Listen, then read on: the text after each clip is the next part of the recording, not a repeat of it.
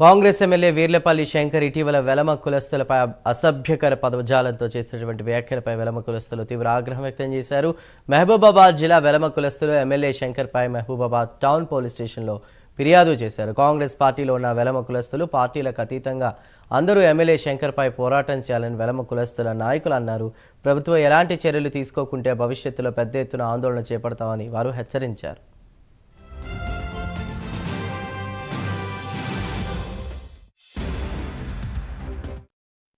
వారిని ఎమ్మెల్యే అని పలకాలన్నా కూడా పలకలేని పరిస్థితిలో ఉంది.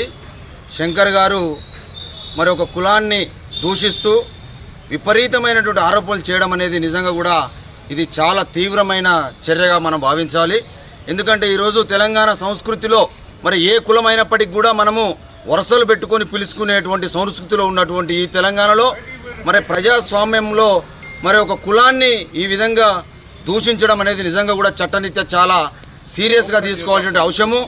వారిని దయచేసి మరి ఇది రేపు పునరావృతం అయితే రేపు రాబో రోజులల్లో మరి అందరికీ ఒక నేర్పేటువంటి విద్యగా ఉంటుంది కనుక దయచేసి ఇమ్మీడియట్గా వారి ఎమ్మెల్యే పదవి నుంచి వాళ్ళు వైదొలిగే విధంగా ప్రభుత్వం చర్యలు తీసుకోవాలి.